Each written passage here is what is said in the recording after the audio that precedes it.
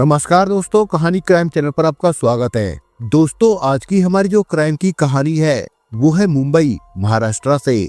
तो चलिए दोस्तों, शुरू करते हैं क्राइम की इस सच्ची कहानी को। दैनिक समाचार पत्र के संवाददाता मनोहर पित्रे की उम्र 40 साल के आसपास थी। उसने कुर्ते पजामे की सदरी पहन रखी थी, दाढ़ी बड़ी हुई थी और कंधे पर झोला टांग रखा था। वो इंस्पेक्टर प्रधान से कह रहा था, हमारा काम जनता को घटनाओं की ठीक ठीक जानकारी देना है। दूसरे रिपोर्टरों की तरह मैं ना तो झूठे समाचार देता हूँ और ना ही स्कैंडल छापने में विश्वास करता हूँ। आप मुझसे चाहते क्या है? इंस्पेक्टर प्रधान ने पूछा। मनोहर पित्रे बोला, माधुरी चांदेकर की हत्या के मामले में कितनी प्रगति हुई है, इसकी ताजा जानकारी मुझे चाहिए। मिस्टर पित्रे, हमें मामले की गंभीरता का पूरा एहसास है और आज तक की प्रगति को जानकारी प्रेस को भेजी जा चुकी है। प्रेस को आधी अधूरी खबर दी गई है ये कि दादर की मोहिनी सोसाइटी बिल्डिंग के एक प्लॉट में रहने वाली नामी प्लेबैक सिंगर चंद्रकला चांदेकर की पुत्रवधू माधुरी दिन के 3 बजे अपने कमरे में मृत पाई गई। पुलिस तफ्तीश जारी है। ये कोई खबर हुई? हत्या के 2 दिन बाद तक किसी की गिरफ्तारी न होने का आखिर क्या अर्थ लगाया जा सकता है? यही कि पुलिस तफ्तीश में लगी है लेकिन हत्यारे का सुराग नहीं मिल पाया। किसी पर इतना शक नहीं है कि उसे गिरफ्तार किया जा सके। पुलिस क्या करे? क्या किसी बेकसूर आदमी को गिरफ्तार कर रहे? प्रेस की तसल्ली के लिए प्रधान साहब मनोहर पित्रे ने कहा, मैं घटना स्थल पर गया हूँ और आपसे ज्यादा जानकारी इस घटना के बारे में दे सकता हूँ। घटना वाले दिन चंद्रकला बेंगलोर गई हुई थी। उसका बेटा रमन नून शो देखने गया हुआ था। माधुरी उस समय फ्लैट में अकेली थी। उसके बच्चे बिल्डिंग के सामने वाले मैदान में खेल कूद रहे थे। हत्यारा फ्लैट में दाखिल हुआ और गला दबाकर माधुरी की हत्या कर दी। इमारत 6 मंजिला है। उस दिन उस इलाके में दोपहर से ही बिजली गुल थी, इसलिए लिफ्ट काम नहीं कर रही थी। इस मामले की जांच आपको सौंपी गई है, इसलिए मैं आपसे पूछने आया हूँ कि पुलिस की तफ्तीश कहाँ तक बढ़ी है। जनता को ये जानने का पूरा हक है कि पुलिस इस मामले में कुछ कर भी रही है या फिर नहीं। बेशक इंस्पेक्टर प्रधान ने पहले की तरह ही शांत स्वर में कहा, इससे मैं इनकार नहीं करता, लेकिन जनता या पत्रकारों के किस सवाल का जवाब दिया जाए और किसका नहीं, ये फैसला लेने का हक भी पुलिस को है। जिन सवालों के जवाब देना लोकहित में नहीं होता या जिनसे तफ्तीश में रुकावट आ सकती है, उनका जवाब नहीं दिया जा सकता। जो जानकारी दी गई है उससे अधिक जानकारी इस समय नहीं दी जा सकती। आप जा सकते हैं। मनोहर पित्रे पुलिस स्टेशन से बाहर निकल आया। बाहर ही हवलदार घाटगे खड़ा था। मनोहर पित्रे ने हवलदार से कहा, डिनर के समय भी आप ड्यूटी पर है, क्या घर पर नहीं है आपका? है क्यों नहीं साहब, लेकिन माधुरी मर्डर केस ने हम लोगों की नींद हराम कर रखी है। चाय पीकर काम चला रहा हूँ। मनोहर पित्रे ने उससे कहा, हवलदार साहब, मैं डिनर लेने जा रहा था, उचित समझे तो आप भी मेरे साथ चले। भूखा हवलदार घाटगे मनोहर के साथ हो लिया। पास में ही एक ईरानी रेस्टोरेंट था। दोनों वहीं जाकर एक कैबिन में बैठ गए। मुफ्त का बढ़िया भोजन मिला तो हवलदार की तबीयत खुश हो गई। मनोहर पित्रे ने भी मौके का पूरा फायदा उठाया। बातों ही बातों में उसने पूछा, इतनी भागदौड़ करने के बाद कितना आगे बढ़ पाए हो आप लोग? यूं समझिए कि मुलजिम की गिरफ्तारी ही बाकी है। हवलदार घाटगे ने बड़े इत्मीनान से कहा। मनोहर पित्रे ने आश्चर्य प्रकट करते हुए कहा, क्या आप लोगों को हत्यारे का सुराग मिल गया है? जी हाँ, एक गवाह है, उसने कातिल को फ्लैट से बाहर निकलते हुए देखा है। उससे हमें कातिल का हुलिया मालूम हो गया है। तलाश चल रही है और मिलते ही उसे गिरफ्तार कर लिया जाएगा। पत्रकार पित्रे ने पूछा, वो गवाह कौन है जिसने कातिल को देखा है?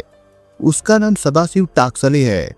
कॉलेज में पढ़ता है, गाने का शौकीन है, इसलिए चंद्रकला के पास आता जाता रहता है। चंद्रकला देवी बाहर गई है, टाकसले को पता नहीं था।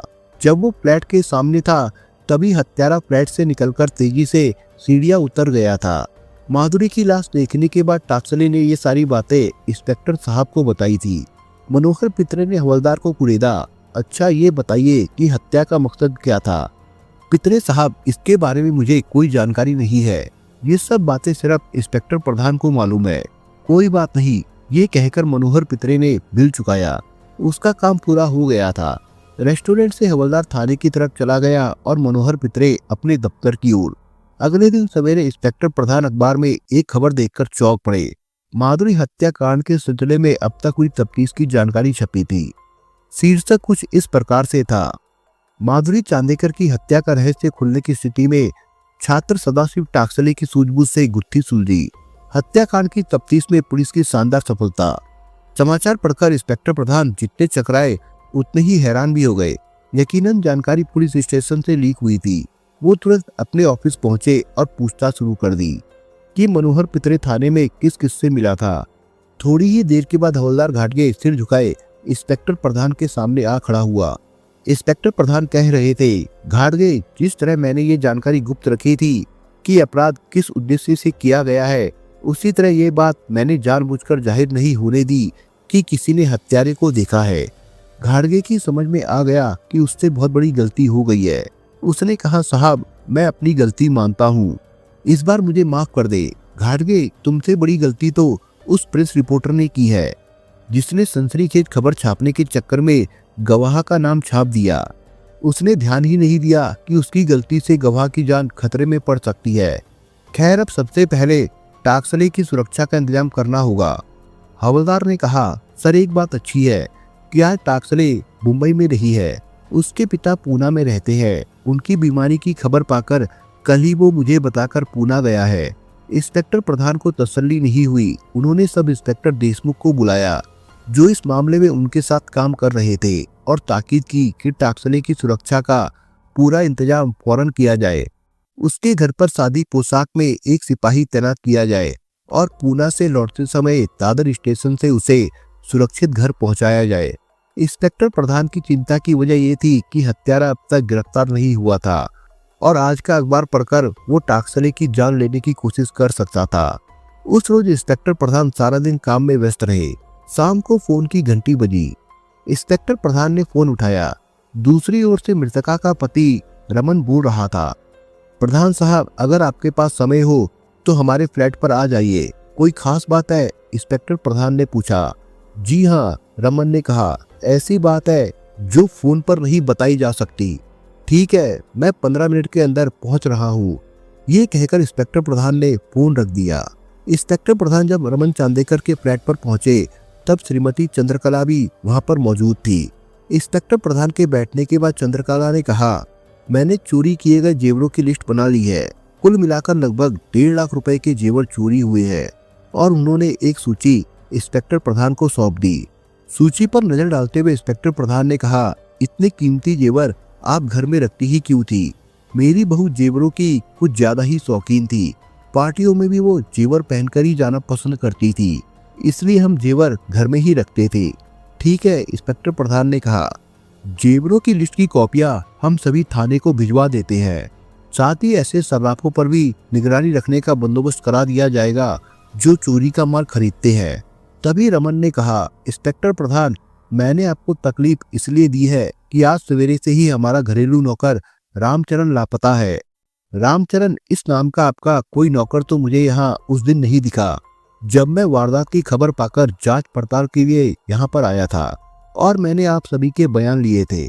आप ठीक कह रहे हैं। हादसे के बाद मैंने अपने दोनों बच्चों को रामचरण के साथ उनके मामा के घर भेज दिया था क्योंकि वे अपनी माँ की लाश देखकर डर सकते थे। आपके साले साहब का नाम क्या है? प्रवीण, वो पैडा रोड पर रहते हैं, रमन ने बताया। आज सवेरे उनका फोन आया कि सुबह रामचरण बच्चों को स्कूल पहुंचाने गया था, उसके बाद लौटकर नहीं आया। स्कूल की छुट्टी के बाद बच्चे अकेले घर आए। रामचरण आपके घर में कब से काम कर रहा था? श्रीमती चंद्रकला ने उत्तर दिया, पिछले 6 महीनों से। रामचरण के घर का पता है आप लोगों के पास? जी नहीं। रामचरण के बारे में छानबीन किए बगैर ही उसे नौकर रख लिया था आपने? ऐसी बात नहीं है, रमन ने बात का खुलासा किया। तुलसीराम ने रामचरण को हमारे पास भेजा था। कौन तुलसीराम? इस बिल्डिंग के नुक्कड़ पर पान की गुमटी चलाता है। हम उसे पिछले 10 सालों से जानते हैं। रामचरण ने कभी कोई चोरी या हेराफेरी की थी? जी नहीं। माँ बेटे एक साथ बोले। वो बहुत ईमानदार और अच्छा लड़का है। अच्छा ये बताइए, इंस्पेक्टर प्रधान ने पूछा, घटना के समय रामचरण कहाँ था? मेरे दोनों बच्चों को इमारत के सामने वाले मैदान में हो रही खेलकूद दिखा रहा था। किसके कहने पर? बच्चे जिद कर रहे थे इसलिए सिनेमा देखते जाते समय मैंने ही उससे कहा था कि वो उन्हें खेलकूद दिखा लाए। रमन ने बताया। बच्चे खेल देख रहे थे और रामचरण बिल्डिंग की सीढ़ियों के पास बैठा था। यानी रामचरण के सामने से ही गुजरकर हत्यारा फ्लैट में दाखिल हुआ और वारदात करने के बाद भी उसके सामने से निकल गया। जी हाँ, हुआ तो ऐसा ही। ताज्जुब की बात है, इंस्पेक्टर प्रधान बोले। क्या रामचरण को कोई अपरिचित आदमी बिल्डिंग के गेट से सीढ़ियों की तरफ आता जाता नहीं दिखा? जी नहीं, रमन ने बताया। मेरे लौटने तक किसी को हादसे की खबर नहीं थी। मैं 12:15 बजे घर से गया और 3:30 बजे लौटकर आया। जब मैं गया तब लिफ्ट चल रही थी और जब लौटा तो बिजली ना होने की वजह से बंद थी। मैं जीना चढ़कर तीसरी मंजिल पर अपने फ्लैट के सामने पहुंचा। दरवाजे पर लगी कॉल बेल 2 बार बजाई, लेकिन ना दरवाजा खुला ना अंदर से कोई आवाज हुई। मैंने दरवाजा थपथपाया तो पल्ला खुल गया। हमारे घर का बाहरी दरवाजा कभी खुला नहीं रहता था, इसलिए मैं आशंकित हुआ। दरवाजा खोलकर अंदर आया तो ड्राइंग रूम में माधुरी की खून से लथपथ देह पड़ी हुई थी। मैंने चीख पुकार मचाई, तब रामचरण दौड़ता हुआ वहां आया। उसके बाद मैंने पुलिस को खबर कर दी। इस बात का जिक्र आपको पहले दिन बयान लिखते समय कर देना चाहिए था। इंस्पेक्टर प्रधान आगे कुछ और कहना चाहते थे कि फोन की घंटी बज उठी। रमन ने फोन उठाया। सब इंस्पेक्टर देशमुख बोल रहे थे और इंस्पेक्टर प्रधान से बात करना चाहते थे। इंस्पेक्टर प्रधान ने चोगा कान से लगाते हुए कहा। देशमुख ने बताया, सदाशिव टकासले की हत्या हो गई है।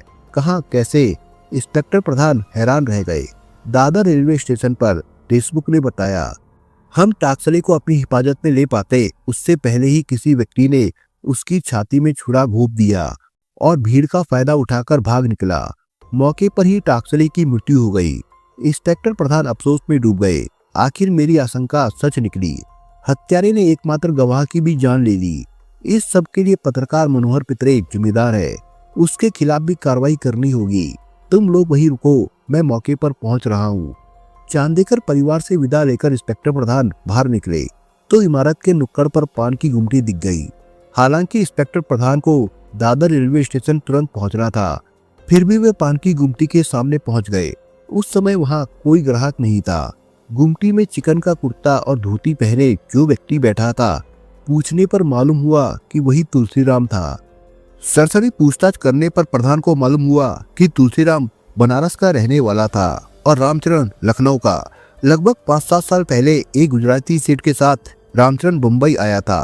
बाद में सेठ सिंगापुर जाकर बस गया था। सेठ रामचरण को भी अपने साथ ले जाना चाहता था, मगर वो नहीं गया। रामचरण की जब नौकरी छूटी तो वो काम ढूंढते हुए वहां आ पहुंचा था जहां तुलसीराम की गुमटी थी। दोनों उत्तर प्रदेश के थे, इसलिए बातों बातों में उनमें मित्रता हो गई। श्रीमती चंद्रकला चांदेकर को एक रसोइये की जरूरत थी, इसलिए तुलसीराम ने रामचरण को उनके यहाँ नौकरी दिलवा दी। तुलसीराम के पास रामचरण का लखनऊ का पता नहीं था, अलबत्ता उसने मुंबई का उसका पता अवश्य प्रधान को दे दिया। रामचरण महिम की झोपड़पट्टी में रहता था। तुलसीराम से औपचारिक पूछताछ के बाद इंस्पेक्टर प्रधान दादर रेलवे स्टेशन पहुंच गए। देशमुख आदि उनकी प्रतीक्षा कर रहे थे। इंस्पेक्टर प्रधान जब मौका मुआयना कर चुके तब देशमुख ने कानूनी कार्रवाई करने के बाद टाकसले की लाश पोस्टमार्टम के लिए भिजवा दी। मौके पर हत्या में प्रयुक्त छुरा भी बरामद हुआ था। उसे फिंगरप्रिंट ब्यूरो को भेज दिया गया। थाने लौटकर इंस्पेक्टर प्रधान ने कहा, देशमुख, जिस तरह लौटते ही टाकसले की सुरक्षा देने के लिए हम प्रयत्नशील थे, उसी तरह कातिल भी उसके लौटने का बेसब्री से इंतजार कर रहा था। अखबार में गवाह का नाम छप जाने के बाद टाकसले ना यहाँ सुरक्षित था और ना पूना में। अब देखो ना, टाकसले आज की गाड़ी से लौट रहा है। ये जानकारी हमारे पास थी तो हत्यारा भी इससे बेखबर नहीं था। तभी तो उसने पुलिस का संरक्षण प्राप्त होने से पहले ही टाकसले को ठिकाने लगा दिया। ये एकदम साफ है कि हमारा मुकाबला इस बार किसी ऐरे गहरे से नहीं, बल्कि बेहद चतुर, चालाक और निर्मम हत्यारे से है। इंस्पेक्टर प्रधान देशमुख के साथ जाकर अपने कैबिन में बैठ गए। उन्होंने कहा, इस अपराध में दूसरा रहस्यमय व्यक्ति रामचरण है जो लापता है। जांच के लिए अब यही एक सूत्र हमारे पास है। इंस्पेक्टर प्रधान ने तुलसीदास से मिला रामचरण का पता देशमुख को देते हुए कहा, वैसे मुझे यकीन है कि रामचरण इस पते पर नहीं मिलेगा, लेकिन तुम उसकी खोली की अच्छी तरह से तलाशी लेना। जो भी संदेशपद चीज बरामद हो उसे बरामद कर लेना। देशमुख उसी समय महिम झोपड़पट्टी के लिए रवाना हो गए। शाम के 5 बजे देशमुख अकेले वापस लौटे। मतलब साफ था, रामचरण खोली में नहीं मिला था। देशमुख ने आते ही इंस्पेक्टर प्रधान से कहा, सर आपका अंदाजा सही निकला, रामचरण की खोली में ताला लगा था। मैंने 2-4 गवाह जुटाकर उनके सामने ताला तोड़ा और तलाशी ली। उसमें खाना पकाने के चंद बर्तन, कुछ कपड़े और कुछ पुरानी किताबें, बस इतना ही सामान मिला। एक किताब में रामचरण के नाम आया। एक पोस्टकार्ड मिला जो उसके बड़े भाई ने भेजा था। इस पर लखनऊ का पता है। हो सकता है रामचरण इसी पते पर मिले। इसके अलावा वो कहाँ जा सकता है? और कोई खास चीज बरामद हुई? एक छोटी डायरी जिसमें वो अपने मासिक खर्चे का हिसाब किताब लिखता था। ये कहकर देशमुख ने पता लिखाया, पोस्टकार्ड और डायरी इंस्पेक्टर प्रधान को सौंप दी। इंस्पेक्टर प्रधान ने पहले पोस्टकार्ड देखा, फिर डायरी के पन्ने पलटने लगे। आखिरी पन्ने पर 822, 32 और 46 ये संख्याएं एक के बाद एक लिखी हुई थी। इन संख्याओं का मतलब हम बाद में निकालते रहेंगे, इंस्पेक्टर प्रधान ने कहा। पोस्टकार्ड पर जो पता है सबसे पहले हमें उसका उपयोग करना चाहिए। देशमुख तुम फौरन लखनऊ चले जाओ। अभी जो सबूत हमारे हाथ लगे हैं ये रामचरण को मुजरिम ठहराने के लिए काफी नहीं है। लखनऊ में अगर रामचरण इस पते पर मिल जाए तो तुम उसे गवाह के रूप में यहाँ ले आओ। हो सकता है उससे पूछताछ करने पर हमें कोई रास्ता सूझे। देशमुख इंस्पेक्टर प्रधान को सैल्यूट करके बाहर निकल गए। अगले 2 दिन माधुरी और टाकसले हत्याकांड की तफ्तीश जरा भी आगे नहीं बढ़ी। तीसरे दिन देशमुख ने लखनऊ से इंस्पेक्टर प्रधान को फोन किया। रामचरण अपने बड़े भाई के घर पर मिल गया है। बम्बई पुलिस उसकी तलाश में आई है। ये जानकर वो घबरा गया। मैंने उससे पूछा कि वो अचानक बम्बई से लखनऊ क्यों आ गया। जवाब में उसने बताया कि बम्बई में उसके बड़े भाई के एक दोस्त अचानक उसे मिल गए थे। उन्होंने खबर दी कि उसके बड़े भाई सख्त बीमार है। ट्रेन का वक्त हो रहा था, इसलिए वो किसी को कोई खबर दिए बिना ही लखनऊ आ गया। मुझे उसके जवाब से तसल्ली नहीं है, क्योंकि उसके बड़े भाई बूढ़े तो है लेकिन ज्यादा बीमार नहीं है। इंस्पेक्टर प्रधान ने पूछा, माधुरी की हत्या के बारे में वो क्या बताता है? वो एक ही बात दोहराता है कि खेल देख रहे बच्चों पर निगाह रखने की वजह से मैदान के गेट के पास वो मौजूद रहा था। रमन की चीख पुकार सुनकर ही वो फ्लैट में वापस लौटा था। ठीक है देशमुख, वहाँ वो इससे ज्यादा बताएगा भी नहीं। तुम उसे बतौर गवाह यहाँ ले आओ, फिर देखेंगे। इंस्पेक्टर प्रधान फोन न रख दे, इस आशंका से देशमुख ने उनकी बात काटकर कहा, सर मुझे कुछ और भी जानकारी मिली है। रामचरण बम्बई से लौटा तो उसके पास काफी रुपए थे। लखनऊ में उसने अपने लिए, अपने भाई और परिवारजनों के लिए काफी कपड़े वगैरह भी खरीदे। इसके अलावा खेती की जमीन खरीदने के लिए काफी बड़ी रकम बयाने के तौर पर जमा कराई है। ये सब जानकारी मैंने खुफिया तौर पर जुटाई है। रामचरण को अभी इसका पता नहीं है। ठीक है, तुम रामचरण को साथ लेकर फौरन बम्बई आओ। ये कहकर इंस्पेक्टर प्रधान ने फोन काट दिया। 2 दिन बाद देशमुख ने रामचरण को दादर पुलिस स्टेशन लाकर पुलिस इंस्पेक्टर प्रधान के सामने पेश कर दिया। इंस्पेक्टर प्रधान ने बड़ी चतुराई से रामचरण से पूछताछ शुरू की। उन्होंने सहानुभूति दिखाते हुए कहा, रामचरण तुम्हारे बड़े भाई बहुत बीमार है, फिर भी पूछताछ के लिए तुमको बम्बई बुलवाना पड़ा। ये बात मुझे अच्छी नहीं लगी, लेकिन क्या करता, जांच तो करनी है ना। लेकिन साहब, रामचरण बोला, घटना के बारे में मुझे कोई जानकारी नहीं है। मैं तो मीम साहब के बच्चों को खेल दिखा रहा था, ये मैं जानता हूँ रामचरण, लेकिन तुम्हारी गवाही इस मामले में बहुत महत्वपूर्ण है। हत्यारा तुम्हारे आसपास से निकलकर ही फ्लैट में गया होगा और वापस भी उसी रास्ते से लौटा होगा, लिहाजा पूरी गुंजाइश है कि उस पर तुम्हारी नजर जरूर पड़ी होगी। साहब, उस दिन बिजली न होने से सभी लोग सीढ़ियों से ही उतर चढ़ रहे थे। अब उतने सारे लोगों में से कातिल कौन था ये मैं कैसे बता सकता हूँ। अच्छा, मैं तुम्हें कातिल का हुलिया बताता हूँ, ध्यान से सुनो, हो सकता है उससे तुम्हें कुछ मदद मिले। ठीक है साहब, मैं कोशिश करूंगा। सुनो रामचरण, हत्यारा लंबा और एक हरी कदकाठी का है। उस दिन वो नीले रंग की टी शर्ट पहने था, उसके बाल भूरे काले रंग के हैं। उस आदमी की सबसे खास पहचान ये है कि उसके दाहिने गाल पर कोई 1 से 1.5 इंच लंबे घाव का निशान है। अब याद करो कि ऐसा कोई आदमी उस दिन तुम्हें दिखाई दिया था या फिर नहीं। रामचरण ने कुछ देर तक सोचा, फिर बोला, नहीं साहब, ऐसे किसी आदमी पर मेरी नजर नहीं पड़ी। इंस्पेक्टर प्रधान की मुख मुद्रा में कोई अंतर नहीं आया, लेकिन उनकी आवाज में सख्ती आ गई। उन्होंने कहा, हो सकता है तुम्हारी बात सच हो, लेकिन अब मैं जानना चाहूंगा कि रातों रात तुम्हारे पास इतने पैसे कहाँ से आ गए। रामचरण के चेहरे की रंगत उड़ गई। हकलाते हुए बोला, मैं आपकी बात नहीं समझा साहब। रामचरण, झूठ बोलने से काम नहीं चलेगा। लोहा गर्म है देखकर इंस्पेक्टर प्रधान ने चूट की। देशमुख तुम्हारे बारे में काफी जानकारी जुटा लाए हैं। गांव जाकर तुमने खेती की जमीन खरीदने के लिए 10,000 रुपए बयाने के तौर पर जमा कराए हैं। इतने रुपए तुम्हारे पास कहाँ से आए? रामचरण कोई जवाब नहीं दे सका। इंस्पेक्टर प्रधान ने भाप लिया कि रामचरण बुरी तरह से चकरा गया है। उन्होंने फिर कहा, रातों रात तुम्हारे पास इतना पैसा कैसे आया? इसका अंदाजा मुझे है। तुमने न सिर्फ अपनी मालकिन की हत्या की है, बल्कि उनके जेवरात पर भी हाथ साफ किया है। जेवर बेचने से तुम्हें मोटी रकम मिल गई होगी। क्यों, ये सच है ना? नहीं साहब, रामचरण ने बोला, ना तो मैंने हत्या की है और ना ही जेवर चुराए हैं। फिर तुम्हारे पास हजारों रुपए कहाँ से आए? रामचरण समझ गया था कि यदि उसने पुलिस को सच्चाई नहीं बताई तो वो मुसीबत में फंस सकता है। इसलिए उसने बता दिया कि रुपए मुझे हीरालाल ने दिए थे। माधुरी मेम साहब के साथ उनका चक्कर था। हीरालाल को तुम कब से जानते हो? उसी दिन से जिस दिन माधुरी मेम साहब का खून हुआ था, रामचरण ने बताया। हीरालाल से मेरा परिचय तुलसीराम पान वाले ने कराया था। उसने मुझसे कहा था कि हीरालाल माधुरी मेम साहब का पुराना दोस्त है, उनसे मिलना है और आज मौका अच्छा है। बच्चे खेल देख रहे हैं और रमन भाई सिनेमा गए हैं। तुम बाहर ही ठहरना, उतनी देर में हीरालाल मेम साहब से मिलकर लौट आएगा। तुम्हें बख्शीश मिल जाएगी। हीरालाल ने लौटते समय मुझे 50 रुपए का एक नोट दिया था और महज 50 रुपए की खातिर तूने अपनी मालकिन की हत्या हो जाने दी। क्रोध की अधिकता से इंस्पेक्टर प्रधान का चेहरा तमतमा गया। नहीं साहब, इस मामले में मुझे फंसाया गया है।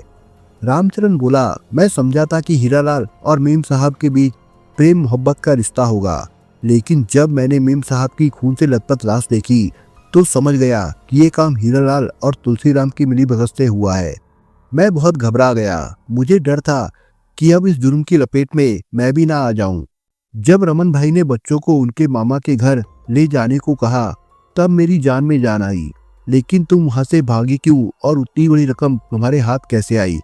रामचरण ने आगे बताया, एक दिन हीरालाल मुझसे मिला और बोला, रामचरण, पुलिस मेरी तलाश में है। तू ही ऐसा आदमी है जो मुझे पहचानता है। तू अपने गांव चला जा। तुझे जितने पैसे की जरूरत है मैं दे दूंगा। मैं पहले से ही डरा हुआ था। अगले दिन बच्चों को स्कूल पहुंचाने के बाद हीरालाल से 15,000 रुपए लेकर मैं चला गया था। हीरालाल हमें कहाँ मिल सकता है? इंस्पेक्टर प्रधान ने पूछा। साहब, मैं उसे जानता ही नहीं था। उसका अता पता मैं कैसे बता सकता हूँ? देशमुख ने सुझाव दिया। सर, उस बदमाश के साथी तुलसीराम को हिरासत में क्यों ना ले लिया जाए? इंस्पेक्टर प्रधान सोच में पड़ गए। फिर उन्होंने कहा, नहीं, तुलसीराम को गिरफ्तार करना अभी ठीक नहीं होगा। इससे एक तो हीरालाल चौकन्ना होकर फरार हो जाएगा, दूसरे टाकसले की तरह रामचरण की जान भी खतरे में पड़ जाएगी। अब रामचरण की समझ में आ गया कि उसकी जान खतरे में है। उसने इंस्पेक्टर प्रधान से कहा, साहब, मैं निर्दोष हूँ, मुझे बचा लीजिए। देशमुख ने कहा, रामचरण, तुम्हारी जान तो हम बचा लेंगे, लेकिन सवाल ये है कि हीरालाल की तलाश कहाँ करें? ठीक ठीक बताओ, क्या तुम्हें उसके बारे में कुछ भी मालूम नहीं है? साहब, आपने ही मुझे बताया था कि आपने मेरी खोली की तलाशी ली है। आपको एक छोटी नीली डायरी मिली होगी। हाँ, मिली है, देशमुख बोले। हीरालाल ने अपना फोन नंबर मुझे बताया था जो उस डायरी में लिखा हुआ है। एकाएक इंस्पेक्टर प्रधान के दिमाग में बिजली सी कौंध गई। उनकी समझ में आ गया कि डायरी के अंतिम पेज पर लिखे हुए आंकड़े हीरालाल का फोन नंबर हो सकते हैं। टेलीफोन डायरेक्टरी में उस नंबर की तलाश कराई गई तो हीरालाल के पते की जानकारी हो गई। उसी रात 11 बजे के लगभग वर्ली सी फेस रोड के एक शानदार फ्लैट की कॉलबेल बजी। अंदर से किसी ने पूछा, कौन है? मैं रामचरण हूँ सेठ। खटाक से दरवाजा खुला और नाइट ड्रेस पहने लगभग 30 साल का एक युवक सामने आ खड़ा हुआ। वही हीरा था। उसने पूछा, क्यों रामचरण, अब क्या परेशानी है? रामचरण उस युवक के सामने था और उसके पीछे अंधेरे में खड़े थे इंस्पेक्टर प्रधान। जवाब इंस्पेक्टर प्रधान ने दिया, हीरा, तुम्हारा खेल खत्म हो गया है। तुम अपने आप को गिरफ्तार समझो। हीरा का चेहरा सफेद पड़ गया। उसने पूछा, किस जुर्म में? माधुरी की हत्या, उसके जेवरों की चोरी और टाकसले की हत्या के जुर्म में। आपने जो इल्जाम मुझ पर लगाए हैं उसका कोई सबूत भी है आपके पास? इंस्पेक्टर प्रधान को गुस्सा तो बहुत आया, पर उन्होंने स्वयं को उत्तेजित नहीं होने दिया। तुम ये समझते हो कि माधुरी मर्डर केस के हमारे गवाह टाकसले की हत्या करके तुम बच जाओगे? नहीं प्रधान साहब, आप गलती पर है। हीरा ने विस्फोट सा कर दिया। आपका गवाह सदाशिव टाकसले नहीं था, बल्कि मैं हूँ। मतलब ये कि माधुरी की हत्या मैंने नहीं, टाकसले ने ही की थी। हीरा के कथन से मामला और उलझ गया था। इंस्पेक्टर प्रधान उसे पुलिस स्टेशन ले आए। थाने में बयान देते हुए हीरालाल ने कहा, मैं माधुरी के फ्लैट में जाने की बात से इनकार नहीं करता। वो मेरी प्रेमिका थी। पहले पुराना नौकर शंकर मुझे माधुरी से मिलाता था। यही काम उस दिन रामचरण ने किया था। तो फिर माधुरी की हत्या? आप स्वयं समझ सकते हैं इंस्पेक्टर प्रधान कि मैं अपनी प्रेमिका की हत्या क्यों करता। माधुरी के पति के लौटने से पहले मुझे बाहर आ जाना था, इसलिए मैं माधुरी से मिला। हमने प्यार की बातें की। आधा घंटा बाद मैं बाहर निकला। बाहर मुझे एक युवक मिला जो माधुरी के फ्लैट की तरफ जा रहा था। मैं उस युवक को जानता पहचानता नहीं था। इस आशंका से कि कहीं उसने मुझे उस फ्लैट से निकलते तो नहीं देख लिया, मैं पूर्ति से सीढ़ियां उतर आया। बाद में जब माधुरी की हत्या की खबर मुझे मिली तो मैं समझ गया कि जेवरों की चोरी करने के लिए उसी युवक ने माधुरी की हत्या की होगी। लेकिन तुमने थाने में हाजिर होकर ये बातें हमें क्यों नहीं बताई? इंस्पेक्टर प्रधान ने सवाल किया। हीरा ने बताया, मैं बड़ी विकट स्थिति में फंस गया था। एक तो उस युवक का नाम पता मुझे मालूम नहीं था। फिर अखबार में जो कुछ पढ़ा उससे मैं समझ गया था कि हत्यारा स्वयं ही अपने आप को गवाह बताने लगा है। एक तो उसने मेरी प्रेमिका की हत्या की थी और दूसरे जेवरों की चोरी भी की थी। मैं उससे बदला लेने की बात सोचने लगा, लेकिन मेरी हिम्मत नहीं हो रही थी आमने सामने उससे जूझने की। तो फिर उसकी हत्या किसने की? इंस्पेक्टर साहब, आप रामू दादा को तो जानते होंगे। मैंने उसको ये खबर दे दी कि सदाशिव टाकसले के पास इस समय 1-1.5 लाख रुपए के जेवर है। फिर ये खबर मिली कि वो जेवरों को बेचने पूना गया है। बस इसके बाद वो रामू दादा का शिकार हो गया। अब इंस्पेक्टर के चेहरे पर आश्चर्य का भाव झलका। उन्होंने पूछा, हीरा, तुम सच बोल रहे हो? इस पर मैं कैसे यकीन करूं? इंस्पेक्टर साहब, आप रामचरण से पूछ लीजिए कि उसे बख्शीश में 50 रुपए मैंने ही दिए थे। लखनऊ जाने के लिए उसने मुझसे 15,000 रुपए मांगे थे, जो मैंने उसे अगले दिन देने का वादा किया था। वो 15,000 रुपए मैंने रामू दादा से मांगे थे। फिर जिस दिन छुरे से टाकसले की हत्या हुई थी, उस मुठ पर रामू दादा की उंगलियों के निशान मिले होंगे। पुलिस रिकॉर्ड में रामू दादा के फिंगरप्रिंट्स होंगे। मिलवाकर देख लीजिए, सच्चाई खुद ब खुद सामने आ जाएगी।